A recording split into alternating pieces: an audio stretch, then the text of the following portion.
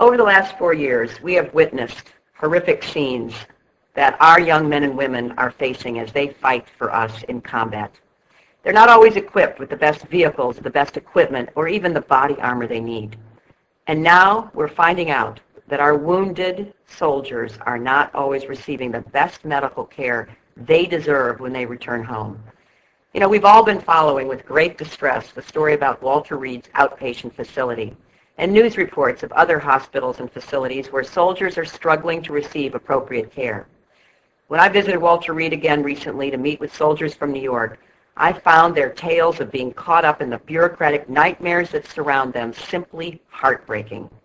One soldier I visited with, a major from New York, has been at Walter Reed for more than 2 years, in part because after he was injured, he did not want to be removed from the battlefield and from the troops he commanded. So he stayed longer than he should have, and by the time he was finally evacuated, his condition had deteriorated. Because of inattention and ill treatment at Walter Reed, he had to seek care at Bethesda Naval Medical Center. Not an easy decision for a soldier to make. He appealed his diagnosis and was finally given the surgery he required. Yet now he faces another battle with the Medical Evaluation Board to determine his level of disability. His case officer canceled the first 4 appointments because of overwork and being overly burdened. The major asked for legal assistance, but his requests have gone unanswered. I want to make it absolutely clear that in my experience and based on what I'm hearing from our young men and women in uniform, the doctors and nurses and the staff that actually take care of our wounded heroes, when it comes to the acute care, the surgeries, and all that they need, they're performing admirably. But the system is failing. People are falling into a trap laid by a broken bureaucracy, a strained military, and presidential leadership that's missing in action. You know, it turns out there were only 3 lawyers and 1 paralegal assigned to Walter Reed's entire evaluation process. Compare that to the 4,000 Army JAG lawyers assigned to active duty, the National Guard, and the Reserves. A perfect, if heart-rending example of what the real priorities for this administration are. I'm here to say that the buck does stop with this president, and if he doesn't take responsibility, I can assure you that the next president will. Because our soldiers, our Marines, all of our young men and women in uniform, they don't have the luxury of passing the buck to somebody else. They step forward and they step up, and they do the best they can, often under incredibly difficult and dangerous circumstances. This administration is frankly unable to run a 2-car parade. So it's not surprising that we're seeing the results of their indifference, inattention, and incompetence. When did we stop seeing every young man and woman who wears the uniform as our son and our daughter?